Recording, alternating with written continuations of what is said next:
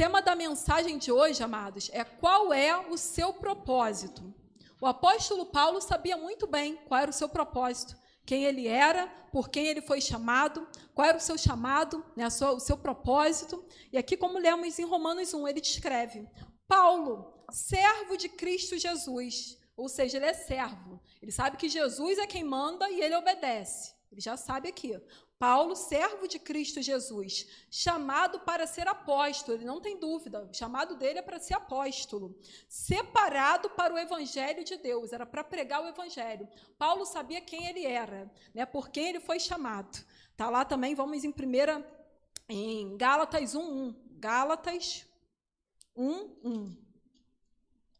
Geralmente aqui na entrada das cartas de Paulo, né, ele se apresenta, e ele fala, ele revela o seu propósito. Gálatas 1:1. Não somente aqui, mas eu quero compartilhar isso também. Gálatas 1:1.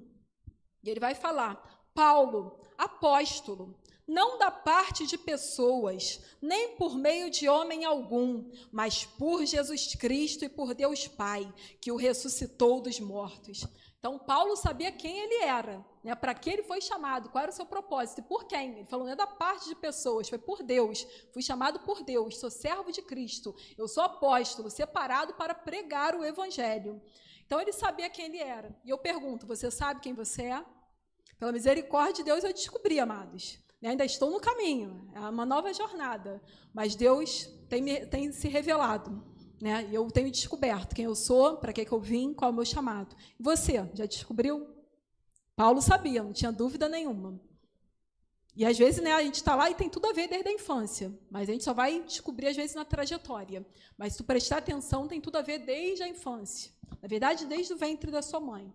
Paulo sabia quem ele era, ele não perdia o foco, porque às vezes a pessoa, quando não sabe quem é, ainda não descobriu o seu chamado, o seu propósito, ela gasta muito tempo, né? Às vezes com coisas inúteis, com coisas até úteis, mas que às vezes não tem muito a ver, então ela perde tempo, né? Perde foco. Mas quando você tem convicção do teu chamado, do teu propósito, você tem que ter o foco nisso, né? Desviar ele das distrações, para não ficar fazendo coisas que te roubam tempo e que não tem nada a ver com o teu chamado. Paulo sabia, olha lá, 1 Coríntios 1, 17a. Parte A, 1 Coríntios, vamos ler o 16 também. 1 Coríntios, primeira carta de Paulo aos Coríntios, capítulo 1, versículo 16 e 17, parte A. Diz assim: batizei também a casa de Estéfanas. Além destes, não me lembro se batizei algum outro. Afinal, Cristo não me enviou para batizar, mas para pregar o evangelho. Então, vê aqui que o apóstolo Paulo vai revelar. Eu até batizei alguns, mas eu não gastei muito tempo com isso, não. Porque não foi para isso que eu fui chamado. Fui chamado para pregar e não para batizar. Então, assim, você tem que saber, né, para que tu foi chamado, ter convicção do teu propósito, para não ficar perdendo tempo com coisas que, às vezes, até são úteis, mas, né, não tem a ver com o teu chamado. Paulo sabia muito bem. Ele falou, fui enviado não é para batizar, é para pregar o evangelho.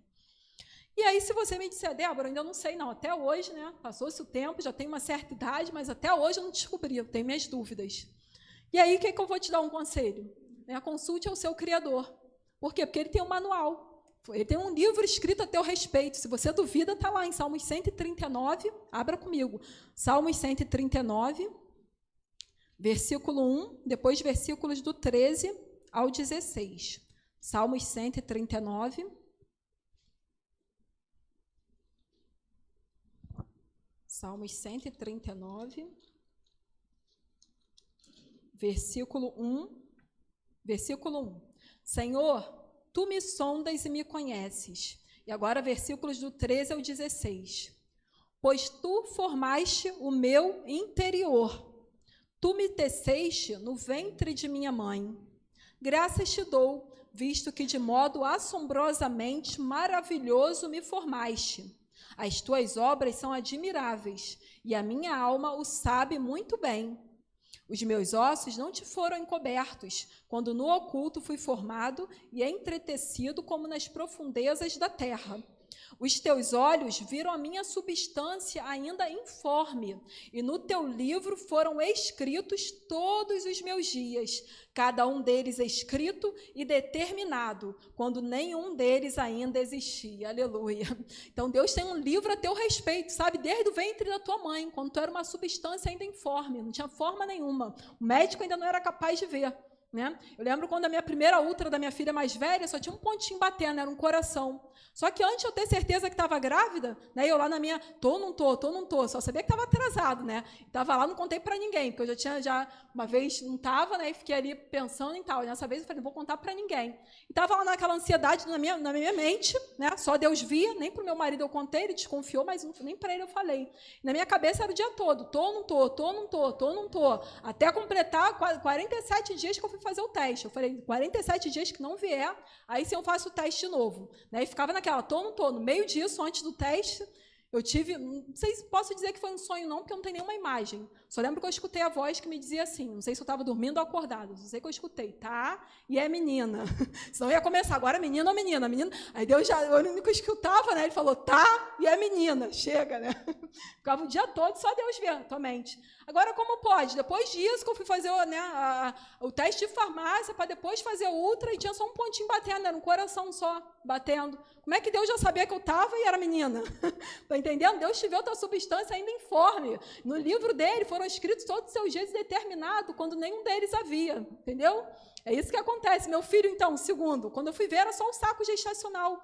A médica, que eu apelidei de doutora Martelinho, ela falou, não posso bater o martelo ainda, mas para mim sofreu um aborto. Mas não, na segunda ultra já estava ele todo formado lá, né? Já tinha tudo, e eu falei, se for menino, o nome é Daniel, porque Deus é meu juiz, Deus é minha justiça, é ele quem bate martelo. Aleluia. Entendeu? Deus já conhece, já tem tudo escrito no livro dele, nada foge ao controle. Mas é como, né, eu gosto muito do livro A Grande Teia de Deus, da doutora Flávia Luz, psicóloga. E ela vai contar assim que é como, né, Deus escreveu no livro. Mas é à medida que tu vai realizando, né, o que ele projetou para você, o roteiro, aquilo vai virando um filme da tua vida. E está tudo conectado, por isso que é teia. Né? A grande teia está tudo ligado aos propósitos, às pessoas, outras pessoas que estão ali junto com você, que Deus te coloca no teu caminho, que uma vai ajudando a outra a realizar, entendeu? Por isso que é a teia. E esse projeto tem um centro, o centro é Jesus Cristo, aleluia. Né? Todo projeto, às vezes, tem problemas. Teve problema lá com Adão, mas aí entra Jesus para consertar, aleluia. Porque Deus não desiste de projeto, aleluia, nada vai impedir o projeto de Deus nessa terra. Jesus está bem no centro para consertar todas as coisas, aleluia. Aleluia. Então descubra, se você ainda não descobriu, precisa de mais intimidade, buscar um nível mais profundo com o seu Criador, porque ele tem um manual, está tudo escrito a teu respeito, ele sabe, ele conta contigo para realizar parte do projeto, que cabe a você. Tá? Mas aí você precisa descobrir, tendo mais intimidade com ele, falando com ele, meditando na sua palavra, né? É orando, falando e meditando, para também ouvir, para ter a direção dele. Então, descubra, porque ele te conhece desde o ventre. Assim como está lá em Jeremias 1,5. Vamos lá para a gente ver aqui na vida de um homem, profeta Jeremias, Jeremias 1,5.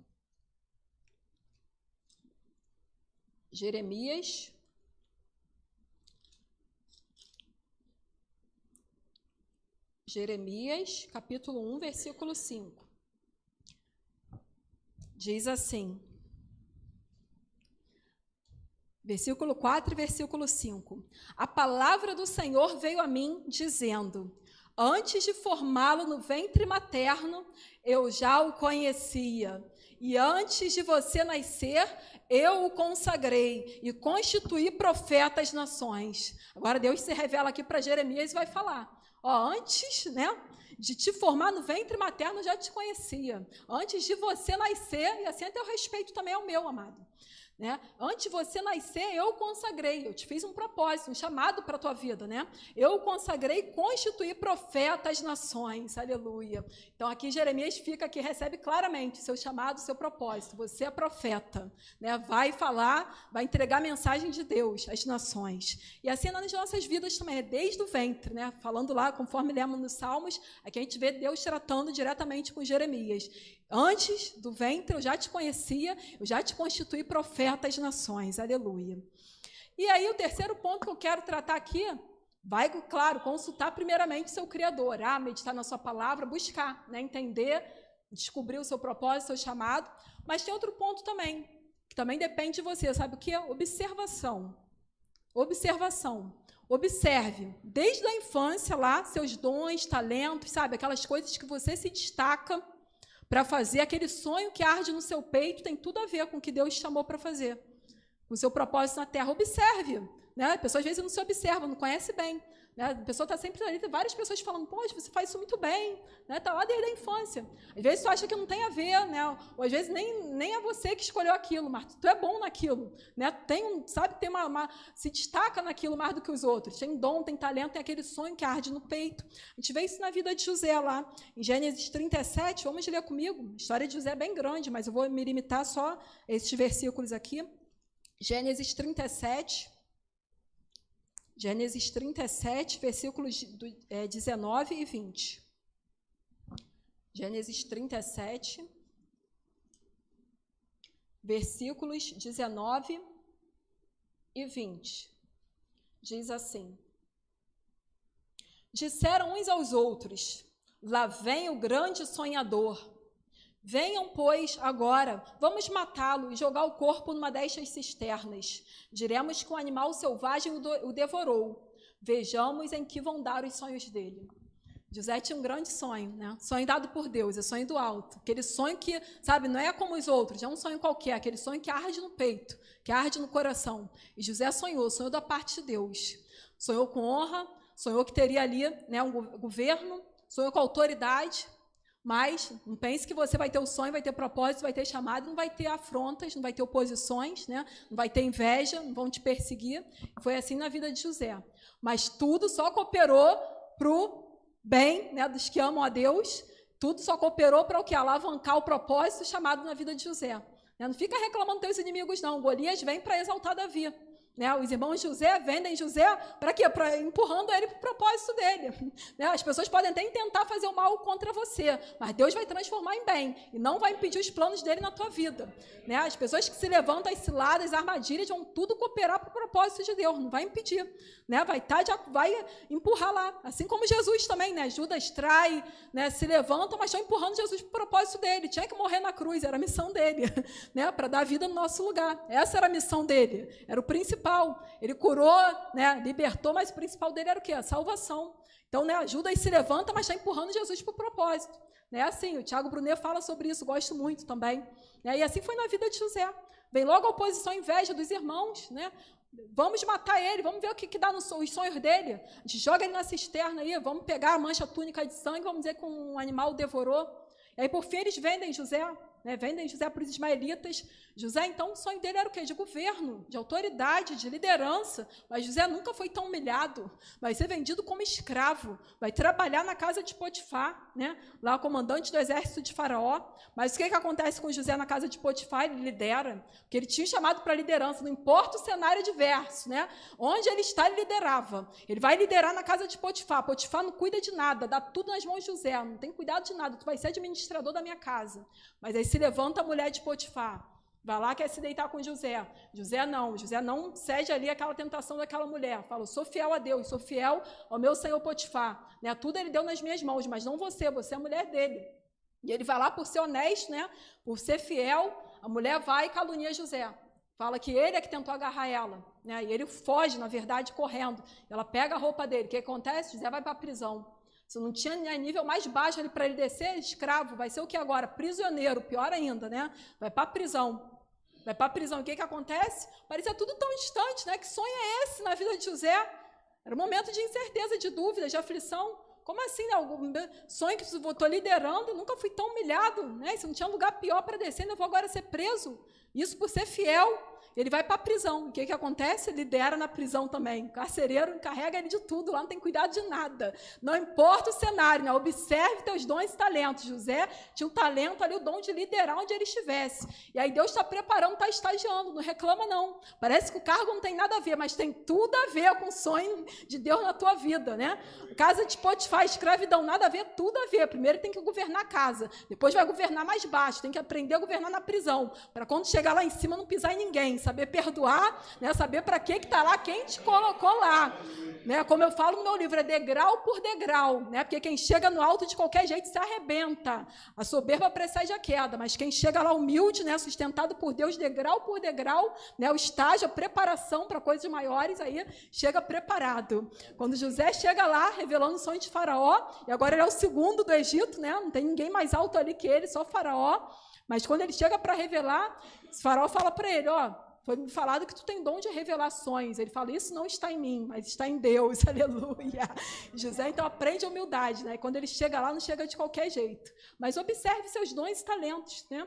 Independente do cenário que você esteja, do cargo que você esteja ocupando no teu trabalho, né? Porque José liderava onde quer que ele estava. Isso estava nele, era dom dele, talento, né? Era propósito, era o chamado, era o sonho que ardia no peito. Então, ele não se importava se estava na casa do Potifar, aqui eu não vou fazer nada, vou ficar aqui de... Não, ele liderava lá, ele foi chamado para liderar, foi para a prisão, liderava na prisão, né? Ele era administrador, bom administrador, para só então, depois de todo, né, ser fiel no pouco, é que foi colocado no muito, porque Deus é assim, não pensa que tu vai chegar lá para ser fiel, não, mostra no pouco, mostra no que ele te confiou, para daí você ir subindo nível por nível, degrau por degrau, até chegar no sonho, aleluia, que ele tem para a tua vida. E continue observando, né? A parte 4 aqui que eu falo, continue observando que as pistas, as pessoas ao teu redor, as situações que chegam para você resolver, né, o lugar que Deus te coloca, lá na tua casa, que a família que Ele te colocou, a vizinhança, a tua igreja, lá no teu trabalho, né, observe onde, né, Deus te coloca. Né, aquele cargo, as pessoas ao redor, tudo tem tudo a ver. As situações que chegam para você resolver tem tudo a ver. Vamos lá comigo em Esther 4, versículos do 14 ao 16. Esther 4, do 4 ao 16. Eu gosto muito de Esther, porque foi aqui também que eu descobri a minha missão. Esther 4, do 4 ao 16. Esther, capítulo 4, versículos do 4 ao 16. Diz assim. Desculpa, do 14 ao 16, tá? Esther 4, do 14 ao 16.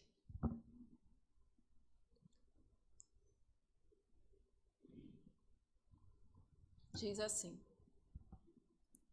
porque se você ficar calado agora, de outro lugar virá socorro e livramento para os judeus. Mas você e a casa de seu pai perecerão. Mas quem sabe se não foi para uma conjuntura como esta que você foi elevada à condição de rainha. Então Esther pediu que levassem a Mordecai a seguinte resposta: vá e reúna todos os judeus que estiverem em Suzã, e jejuem por mim. Não comam nem bebam nada durante 3 dias, nem de noite nem de dia. Eu e as minhas servas também jejuaremos. Depois irei falar com o rei, ainda que seja contra a lei. Se eu tiver de morrer, morrerei. Aleluia, eu acho incrível que esse livro de Esther, né, em nenhum momento fala de Deus no livro de Esther, mas é impossível tu não notar a presença dele em todo o livro, aleluia. Eu tenho um mistério desse com Deus no meu segundo, que Deus mandou escrever e não falar dele, mas ele com certeza está lá e trata com as pessoas, porque ele queria que nesse eu fosse tratar com os não cristãos. Né? E Deus está lá e se apresenta, mesmo que eu não possa falar dele. Isso é referente ao meu segundo livro. Tem esse mistério aqui de Esther também, se tu for ler o livro todo, em nenhum momento fala de Deus. Ela manda aqui jejuar, mas não fala Deus, né? Mas vê ele em todo o tempo. E a Esther aqui descobre, né, seu propósito, sua missão. Imagina uma menina judia, órfã, né, não tinha pai nem mãe, está lá estrangeira, a menina vai virar rainha. Olha só, qual a possibilidade, né? Uma estrangeira lá, judia, no meio lá, vai casar com o rei Assuero, depois que é, né, a destronada Vashti. Qual a possibilidade dessa menina judia, estrangeira, órfã, nem pai nem mãe, criada pelo primo, se tornar rainha? E agora ela aqui entra em confronto, né? O seu primo vai lá, manda mensagem para ela, porque os judeus tinham recebido sentença de morte. O povo de Esther não revela o seu povo, porque ela era obediente ao seu primo Mordecai, que a criou como filha. Ele fala, não fala a tua linhagem, não fala de que povo tu és. O rei casa com Esther e não sabe a origem de Esther, né? Que na verdade o nome dela hebraico era Hadassah, mas ela fala ali Esther. E aí o que acontece? Não sabe qual a origem. Tem a trama ali do inimigo, né, do Amã, que para ele tinha ódio de Mordecai, mas para ele é pouco, ele quer matar todos os judeus. E aí manda essa sentença. Esther está lá no palácio e não sabia disso. Mas é até que o primo dela lá vestido de pano de saco, tal, gritando pelas ruas, vão saber a Esther o que é. O que está acontecendo com ele? Não sabia, mandou roupa para cobrir o primo. Aí ele desprezou a roupa, não quer a roupa. Aí ela fala, então pergunta o que é. E ele conta, né? Vai lá dar a carta que fomos vendidos, nosso povo, aqui, ó, sentença de morte. Mas aí ela vai e fala, primo, o rei está sem me chamar 30 dias. E tu sabe que quem se apresenta perante o rei, né, mesmo sem ser chamado, mesmo que seja rainha, não importa. Naquela época era assim. Não podia chegar à presença do rei sem ser chamado. E quer dizer, ela estava ali duvidando já do amor dele. Tem 30 dias que ele não me chama. Vou lá me apresentar, se ele não estender o cetro, sentença de morte para mim, eu sou morta. Né? Então ela teme. Só que aí o primo confronta ela aqui com um propósito. Olha só, Esther, tu não pensa que tu vai escapar, né? Não vem se omitir, não, porque tu está indo para lá, tu vai escapar só você. Fique sabendo que se tu não cumprir o teu propósito, Deus vai levantar outro. Vai preparar livramento para os judeus de outra parte. Mas quem sabe se não foi para isso, Esther, que tu está aí, como rainha. Não foi para isso que tu foi chamada, não, filha? Né? E aí ela ali cai em si. E ela fala, olha, jejuem por mim, né? Não foi de qualquer jeito. Esther, toda, né, sabe ali, aquela mulher, eu admiro muito, misteriosa, não revela de cara, não fala demais, né? Vai toda ali com mistério até revelar ao rei, né? Qual era o pedido dela. Mas ela fala, jejuem por mim. E ela ali encara, eu vou cumprir o meu propósito, o meu chamado. Se eu morrer, morri. Mas eu vou fazer o que eu tenho que fazer. E ela vai lá, né, toda a coragem, sente de coragem, né, de força de Deus, embora não esteja escrito aqui, mas vai lá, tu vê Deus em todo o tempo. E ela vai lá e, né, vai até o rei e alcança a graça, ele estende o cetro e fala, até metade do reino eu te dou, minha rainha. E ela vai lá, prepara o banquete, chama o inimigo, chama só o rei e o inimigo do povo, né? E ela não revela ainda, cheio de mistérios, prepara o segundo. Ele fala, então fala, minha rainha, até metade do reino eu te dou. Eu estou pedindo a minha vida. Né? Se fosse coisa, eu não ia nem importunar o rei, estou pedindo a minha vida e do meu povo. E aí, enfim, a gente conhece a história, né? E se vira, como se dizem, feitiço contra o feiticeiro. Quem vai morrer, o povo ali vai virar festa para o povo. O dia de pranto vira dia de festa, festa de Purim. Né? Porque o povo é permitido, então, se vingar, se levantar contra todos que se levantarem contra eles. E os judeus, então, prevalecem, e, na verdade, o inimigo do povo dela, o Amã, é enforcado. Né? E aí a gente sabe aqui, mas Esther cumpre o seu propósito. Então, observe, né? Esther ali, as pistas, né? Onde você foi colocado tem tudo a ver. Né? Então, lembre-se aqui sempre do livro de Esther. Quem sabe que para conjuntura como essa é que tu não foi colocado aí na tua família, né? Que tu não foi colocado lá no teu trabalho, naquele cargo, aqui na tua igreja. Né? Tem tudo a ver, na tua vizinhança. Né? Tem tudo a ver. Então, observe. Né? Qual era a chance de Esther estar ali, gente? Judia, órfã, né? Agora é rainha. E Mordecai confronta, então, quem sabe, Esther, não foi para essa conjuntura que tu foi elevada a rainha. Deus tinha todo um propósito na vida de Esther para salvar o povo dele. Aleluia. E a quinta parte aqui que eu falo é sobre a finalidade. Vamos lá em Atos 9. Né? Qual a finalidade do teu propósito? De descobrir qual é o teu propósito e para que fim tem isso. Né? Atos capítulo 9, versículos do 36 ao 42. Atos 9, do 36 ao 42.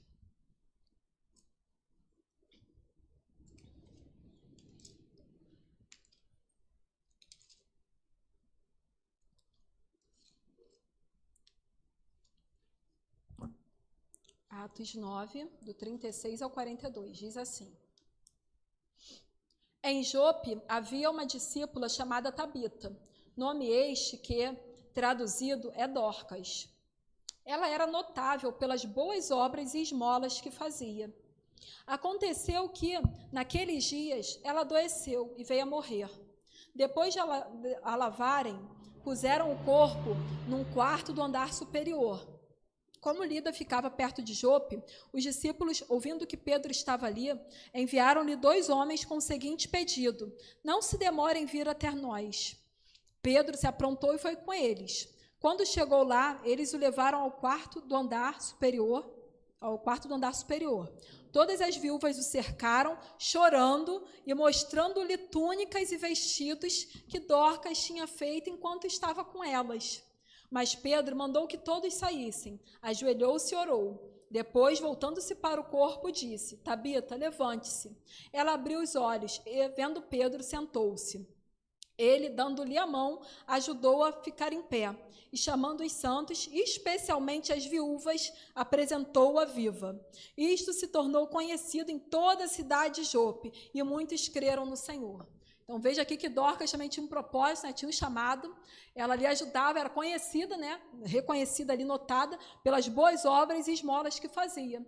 Mas qual era o especial dela? O que ela se destacava? Era com as viúvas. O trabalho dela, o ministério dela, era com as viúvas. Qual era o dom, o talento dela? Ela costurava. Gente, uma coisa simples, mas era esse chamado. Não importa cumprir, não importa tu comparar com o do outro, não. Entendeu? Importa tu cumprir o que Deus te designou nessa terra. O chamado dela era ali para ajudar as viúvas. Então, ela fazia ali, né, de bom grado, roupas. E aí, o que aconteceu? A finalidade não tem sempre o quê? A ver com o teu próximo, tá? Deus vai te dar algo que tem a ver para tu ajudar o teu próximo. Não é coisa para tu beneficiar só a si mesmo, não. Está sempre ligado a ajudar pessoas. E a finalidade é o quê? É sempre para a honra e glória dele. Vai ver que aqui essa mulher ainda vai ressuscitar, né? Muitos vão chorar ali a sua morte. Pedro vai lá orar, ela vai ressuscitar, e o que vai acontecer? Muitos creram no Senhor. Vai ser sempre para a honra e glória do Senhor, para levar vidas ao Senhor, vai ter sempre a ver com ajudar o próximo, beneficiar o teu próximo. Porque é isso que Deus faz, entendeu? O teu propósito não é individual, está sempre ligado a pessoas. Por isso tem as conexões. Tu vai ajudar o outro no propósito dele também, ele vai te ajudar no teu, e está sempre ligado a ajudar, né, pessoas. E sempre para a honra e glória de Deus. Esse é o chamado que vem do alto, é o propósito que Deus tem para você nessa terra. Então não fuja dessa finalidade, né? Tem que estar sempre aí, para a honra e glória do Senhor e visando sempre ajudar o teu próximo. Não fuja dessa finalidade, tá? E aí a sexta parte, né, vamos aqui até a sétima parte, esteja sujeita a mudanças de agenda. Vamos lá em Amós 7, 14 e 15. Às vezes não é necessariamente o que você projetou para a tua vida, né? O que você pensa aí. Eu, por exemplo, eu conto que desde 13 anos eu tinha certeza que eu queria ser da área de informática. E assim eu fiz técnico em informática, fiz curso em informática, fiz faculdade de tecnologia informática, entrei para a área de informática, mas tudo tinha a ver com o meu chamado, que é para finanças. Olha aí, né? Porque o meu primeiro estágio eu comecei como operadora de caixa, não entrei na área de informática. E aí depois fui trabalhar sendo recuperadora de crédito, negociava com clientes inadimplentes, Santander, Embratel, Itaú, né, ali para as pessoas limparem o nome, negociava. Aí entrei sim na área de informática, mas acabei, embora na área de TI, mas cuidando do orçamento da TI. Foi quando eu encerrei minha carreira. Então, mesmo ali sendo da área de informática, fui cuidar do orçamento, né, de uma multinacional que eu trabalhava, e vi o orçamento ali de milhões, de toda uma TI de uma multinacional. Para depois aí o quê? Eu consegui ali cuidar melhor da minha própria casa, porque eu já tinha projeto para isso, né?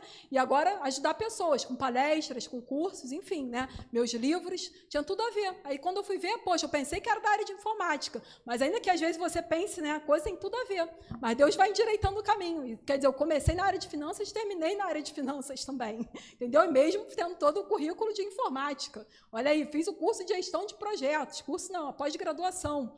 Mas aí eu puxei o quê? Poxa, eu gosto de finanças. Aí o que eu fiz no meu projeto científico? A gestão de projetos na independência financeira.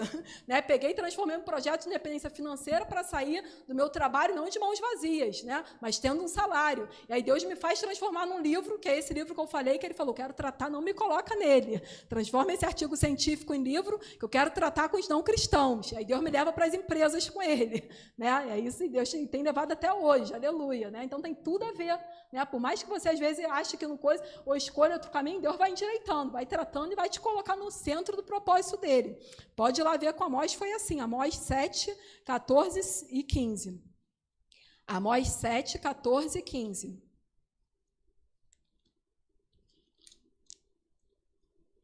Amós, capítulo 7, versículo 14 e 15. Eu brinco que com 13 eu tinha certeza, né? Com 30 eu não sabia de mais nada, com 32 eu comecei a redescobrir minha missão na área de finanças, e eu posso dizer que depois da minha demissão mesmo é que eu fui achar o meu propósito no livro de Esther, que eu chamo de missão Esther 10, 3. Procurar o bem-estar e trabalhar pela prosperidade do meu povo. Né? Aí que eu fui descobrir, posso dizer que realmente depois da minha demissão, mas Deus veio alinhando desde os 32 aí. Né? Com 30 eu não sabia de mais nada, e com 32 comecei a redescobrir meu caminho na área de finanças. E olha aí Amós, olha aí como é que, né, seja sujeito a mudanças de agenda, de planejamento. Amós 7, 14. Amós respondeu e disse a Amazias, eu não sou profeta, nem discípulo de profeta, eu cuido de gado e colho sicômoros, versículo 15, mas o Senhor me tirou do trabalho de andar atrás do gado e me disse, vai e profetize ao meu povo de Israel. Deus muda a agenda, né, muda o planejamento, ele falou, eu cultivo sicômoros, né, a figueira e gado, mas Deus me falou, vai e profetiza, então vim profetizar, aleluia, né, vai e cumpre teu chamado, mesmo tu, né, trabalhe com gado, com figueira, vai vai lá, Deus mandou te profetizar, vai profetizar, aleluia. Né? Esteja sujeito a mudanças, a troca de planejamento, de agenda. Apóstolo Paulo, mesmo estando no propósito dele, sabendo para o que foi chamado, tinha hora que tinha que mudar a agenda, acontece. Mesmo quem tem com propósito, convicção, né, que está ali andando de acordo com a vontade do Senhor no centro, da vontade de Deus, às vezes acontece de mudar de agenda. Não pensa que sua agenda é intocável depois que você descobriu o teu propósito, não, tá? Acontece, vamos lá. Atos 16, versículos do 6 ao 10. Atos 16, do 6 ao 10. Atos 16, do 6 ao 10, diz assim: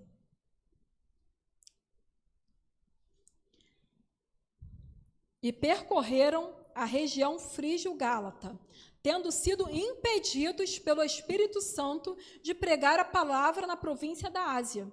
Chegando perto de Mísia, tentaram ir para Bitínia, mas o Espírito de Jesus não o permitiu. E, tendo contornado Mísia, foram a Troade. À noite, Paulo teve uma visão na qual um homem da Macedônia estava em pé e lhe rogava, dizendo: passe a Macedônia e ajude-nos. Assim que Paulo teve a visão, imediatamente procuramos partir para aquele destino, concluindo que Deus nos havia chamado para lhes anunciar o Evangelho. Aleluia. Está vendo que mesmo Paulo querendo pregar, né, cumprir o propósito dele, foi impedido de estar ali em certos lugares. Mas Deus revela ali em sonho, né, um homem da Macedônia chamando: passe para cá e nos ajude. Então ele entende qual é o destino dele. Então mesmo quando você descobre seu chamado, seu propósito, aquele que ele queria era, né, cumprir o chamado dele, propósito, pregar o Evangelho. Mas mesmo assim você precisa da direção de Deus em todos os momentos. Porque às vezes não é para estar ali naquele lugar, naquela hora, entendeu? Deus quer você em outro lugar, né? Em outra, enfim, mesmo assim, entendeu? Continue no centro da vontade de Deus, sendo direcionado por Ele. Não pensa que vai agir sozinho e fazer sempre tua agenda, não. Como o pastor aqui citou, Provérbios 16:1, o coração do homem pode fazer planos, mas a resposta certa dos lábios vem do Senhor. E nesses dias eu vi, né, minha agenda aí sendo mudada. Tinha compromisso profissional, graças a Deus foi reagendado, né? Já recebi a notícia, quer dizer, não ia participar, mas já reagendaram de novo. De família também, lá para a festinha da minha tia, queria muito ter ido, né? Cadê? Também não fui. Né? E a tua agenda é mudada, mas ela já falou: vai vir aniversário aí do tio, então, né, vamos marcar de novo. Então, quer dizer, vai sendo reagendado, conforme a vontade de Deus. Se Deus quiser, né, a gente não tem vontade mais. Lembra lá, né? Servo de Jesus Cristo. Então, se Deus quiser, faremos isto ou aquilo, né? Que presunção é essa? A nós não pertence o dia de amanhã. Como diz Tiago 4, 13 ao 15. Em vez disso, devias dizer: se Deus quiser, faremos isto ou aquilo. Você faz planos, não estou dizendo isso, pode fazer. Mas é se Deus quiser, sempre na dependência dele. Né? Você chega lá com o seu humildemente, né, como eu faço: Senhor, fica à vontade, né, para incluir, alterar, excluir, surpreender, fazer teu infinitamente mais. Está aqui, ó, planejado por Débora, mas é dirigido pelo Altíssimo. Né? É sociedade com ele, mas é ele que manda. Aleluia. Né? E ele fica à vontade para ele. Às vezes casa, quando casa fica perfeito, a gente fica feliz, né? Mas tem hora que não casa, quando não casa vai prevalecer o dele. Né? Se o teu desejo ali casar com o desejo do Senhor, né, vai ser. Se o teu pedido for de acordo com o que o Senhor, né, deseja, vai ser também. Tu já vai ter alcançado o que você pediu. Né? Agora, se não, esteja sujeito, né, a deixar a tua e fazer a dele. Porque a tua, às vezes, parece boa, mas está sujeita a falhas. Né? Tem caminho que ao homem parece direito, mas o final dele são caminhos de morte. Mas o Senhor conhece, e a vontade dele é boa, perfeita e agradável. E tu pode ficar tranquilo, porque não tem motivo para desconfiar desse Deus. Sabe? Porque os pensamentos dele são de paz, não de mal a teu respeito, para te dar o fim que você deseja. Entendeu? Não pensa que Deus vai armar com você, vai trair você. Né? Não, ele está sempre contigo. Né? Às vezes não vai ser livre da cova do leão, mas ele está lá para fechar a boca do leão. Às vezes não vai ser livre da fornalha de fogo, mas ele está lá passeando contigo no meio do fogo. Né? Ele fala: se andares pelo fogo, não te queimarás. Se passares pelas águas, não te submergirão. Não temas, sou contigo. Agindo eu, quem impedirá? O que temos é a certeza da presença dele em todo o tempo. O cenário pode estar diverso. Tem hora que está pastos verdejantes, tem hora que está vale de sombra da morte. Mas a certeza que nós temos é que ele está conosco. Aleluia. É a presença dele, o cajado, né, que nos consola. Aleluia. E para finalizar, o ponto 7 é: não pare no meio, né? Não desista. Porque tem uns que até começam a seguir o propósito bem, mas chega no meio e se cansa, se fatiga, e aí fica no meio do caminho. Mas só que quem lança a mão do arado e olha para trás não é apto para o reino dos céus. Né? Até para a salvação, é aquele que perseverar até o fim será salvo. Se você parar no meio, não vai alcançar a salvação. Se você parar no meio, tu não vai ver o que está lá no final. E a recompensa está lá no final. Você pode ir andando chorando, né? Mas é se tu chegar no final, tu vai colher com alegria. Aleluia. Né? Então está lá, se alegre que você possa chegar no final, né, da sua vida aí, com a certeza que o apóstolo Paulo chegou. Ele que sabia do seu chamado, do seu propósito, e eu muito me alegro que o final dele, aleluia, foi lindo. Né? Quando ele sentia que sua hora se aproximava, está lá em 2 Timóteo 4, do 7 ao 8. 2 Timóteo 4, do 7 ao 8. 2 Timóteo 4, do 6 ao 8.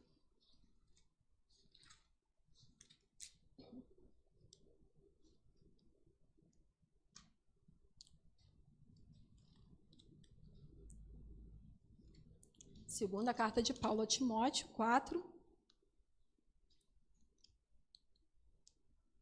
do 6 ao 8, diz assim: quanto a mim, já estou sendo oferecido por libação, e o tempo da minha partida chegou. Combati o bom combate, completei a carreira, guardei a fé. Desde agora me está guardada a coroa da justiça, que o Senhor, reto juiz, me dará naquele dia, e não somente a mim, mas também a todos os que amam a sua vinda. Aleluia. Que maravilhosa, né? É chegar, que maravilhoso é chegar ao final da partida, né? Com essa certeza, que combateu o bom combate, completou a carreira, não pulou não, né? Não bypassou, não se omitiu não, completou a carreira e guardou a fé. Essa certeza que eu quero chegar lá no final. Essa certeza do apóstolo Paulo, né, do seu propósito cumprido, da sua missão, do seu chamado. Saber que não veio aqui nessa terra em vão, que não desapontou a Deus, mas que cumpriu tudo que ele planejou para você. Né, foi ali sócio dele mesmo, fiel, servo, filho, amigo, que completou, né, combateu o bom combate, completou a carreira e guardou a fé, não deixou a fé esmorecer, aleluia. Porque a gente sabe que prevalece os três, né? É a esperança, o amor e a fé. Mas de todos eles, o maior é quem? É o amor. Então, faça tudo com amor, como para Deus, não para agradar pessoas, mas sim para agradar a Deus, aleluia. Então, guarda isso, né? A fé, a esperança e o amor. E assim, né, o nosso exemplo maior para encerrar Hebreus 12, do 1 ao 3. Quem também aqui sabia com certeza qual era o seu propósito, a sua missão, e cumpriu cabalmente, Jesus Cristo, né? Nosso exemplo maior para encerrar Hebreus 12, do 1 ao 3.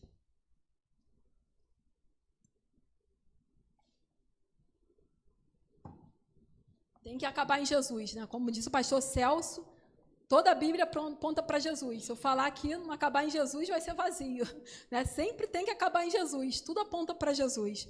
Hebreus 12, versículos do 1 ao 3, diz assim: portanto, também nós, visto que temos a rodear-nos tão grande nuvem de testemunhas, livremo-nos de todo o peso e do pecado que tão firmemente se apega a nós e corramos com perseverança a carreira que nos está proposta, olhando firmemente para o autor e consumador da fé, Jesus, o qual, em troca da alegria que lhe estava proposta, suportou a cruz, sem se importar com a vergonha, e agora está sentado à direita do trono de Deus. Portanto, pensem naquele que suportou tamanha oposição dos pecadores contra si mesmo, para que vocês não se cansem nem desanimem. Aleluia. Não se canse, não desanime. Olhe para Jesus. Em troca da alegria que ele estava proposta, ele suportou tudo. E hoje ele está sentado à destra de Deus. Não há nome maior que o dele. A ele vai ter que se dobrar todo o joelho, toda a língua confessar que ele é o Senhor. Então não se canse, não se desanime. Olhe para Jesus, né? Como diz ali um texto ali, o paraíso é logo ali, né? Nesse mundo teremos aflições, mas não perca o bom ânimo. As aflições daqui do presente século não podem se comparar à glória do porvir. Aleluia. Então persevere um pouco mais, né? E aí, eu te faço essa pergunta, se coloque de pé. Você já sabe qual é o seu propósito, qual é o seu chamado? Então, eu te desafio, né, chegar em casa, escreve. Eu escrevo, sabia? Escrevi para os meus filhos, né? Venho descobrindo as pistas a respeito deles. Vocês que têm filhos, principalmente os pequenos ainda, comecem a notar pistas, né? As coisas que eles são bons, as coisas, né? Preste atenção nos dons e talentos, tem tudo a ver. Ajude as crianças também, os adolescentes, né? Comece a notar as coisas. Comecei a fazer para os meus filhos, né? A doutora Flávia Luz fala disso, fez para os filhos dela. E eu escrevi sobre mim já há um tempo. Sabe como é que eu me descrevo? Vou compartilhar com os irmãos. Eu desafio, faça isso na sua casa. Eu me descrevo assim, ó. Quer dizer, primeiramente eu não era nada, né? Mas Deus me fez sua filha. Mas eu me descrevo assim, eu sou a Débora que confia em Deus. Evangelista, eu tenho convicção, Deus me chamou primeiro para evangelizar. Evangelista, a quem foi dado o dom do amor. Deus me revelou isso. Olha que eu brigava com Deus. Senhor, tu me dá tudo que eu te peço, não me dá o mais importante. Me batiza com o teu Santo Espírito. Fazia bico para Deus, achava que não era batizada com o Santo Espírito, porque eu nunca falei em línguas. Já senti aqui, né, engasgou, mas nunca falei. E eu falava isso com Deus. Se levantou a profeta e falou, para de se fazer de coitadinha. Você é batizada assim. Olha a excelência do amor que está sobre você. E Deus foi tratando de várias formas e a palavra-chave era essa, amor. Eu falo que Deus manda a palavra-chave, também manda. Já fez comigo uma espécie de mapa do tesouro, tem tudo isso, tá, irmãos? Não sou louca, não, mas alguns, de repente, aí já me entendam, né? O danço com Deus, tem isso tudo aí. Mas Deus manda a palavra-chave, não estou brincando. E nessa época era amor. Tudo, né, era amor. E ele me revelou isso. Então, eu sei que eu tenho o dom do amor. E sei que fui chamada para evangelizar. Ele me falou lá, missionária apaixonada pelas almas perdidas. Eu até pensei na época, eu falei, que isso, né? Até gosto de pessoas, mas não é isso tudo, não. Eu comecei a ver que eu chorava por pessoas e não entendia. Quem é que está chorando? Sou eu ou Deus? Né? Abraçar a pessoa na rua, eu começar a chorar, eu falei, quem é que chorou? Não entendi se fui eu ou se foi Deus. Orar pela pessoa ali. Deus falou isso, porque não está em mim, né? Está nele. É dele, entendeu? É dom dele para você. Então, hoje eu falo isso. Eu sou a Débora, que confia em Deus, apesar de ser medrosa, frouxa, tá? Mas é isso que eu sou. É valente em Deus, é corajosa nele. Então, eu sou a Débora que confia em Deus. Evangelista, quem foi dado o dom do amor. E a minha missão profissional, eu descobri lá, como eu falei em Esther.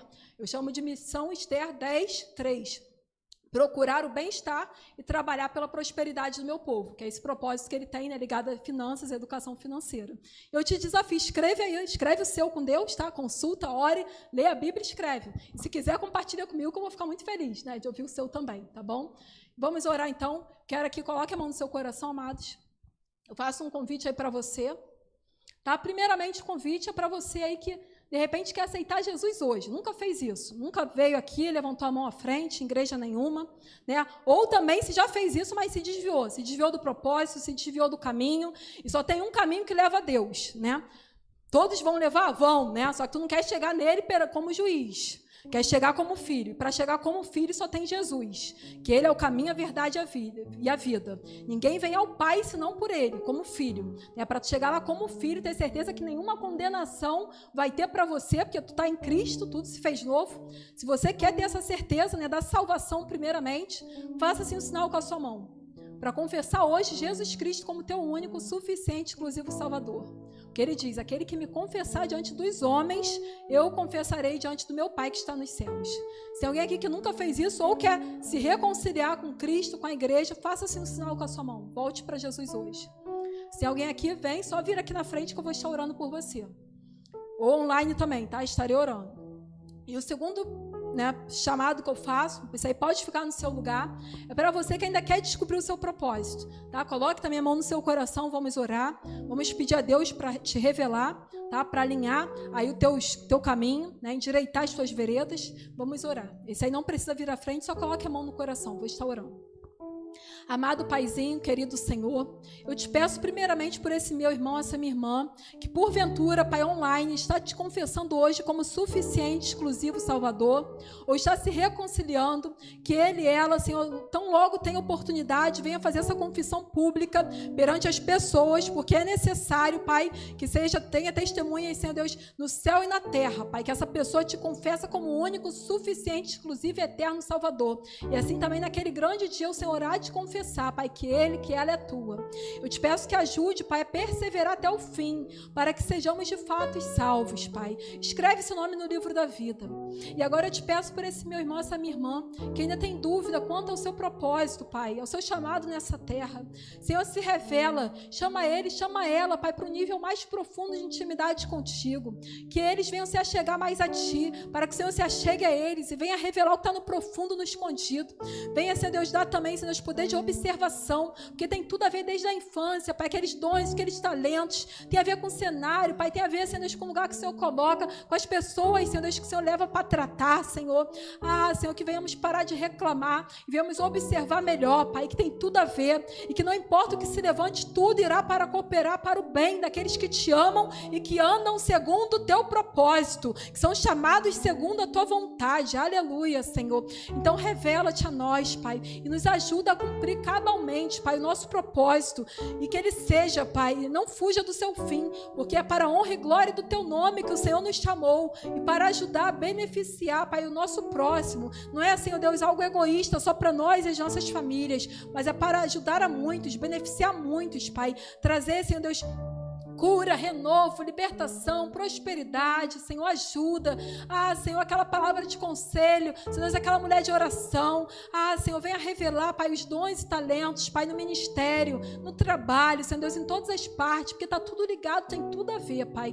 Endireita os nossos caminhos, Pai, ainda que não seja, Senhor Deus, conforme o planejado nosso, mas nada foge ao teu controle, nada impede os teus planos a nosso respeito, Senhor. Então venha cumprir, e que não venhamos ser, Senhor Deus, pessoas que atrapalham, mas pessoas que cooperam, Senhor Deus, para os teus propósitos, Deus, nesta terra, não só nas nossas vidas, mas na vida dos nossos irmãos, Pai, as pessoas que o Senhor coloca para que venhamos ajudar e tratar também, Senhor. Te pedimos e te agradecemos a oportunidade, em nome de Jesus. Muito obrigada, Pai, amém.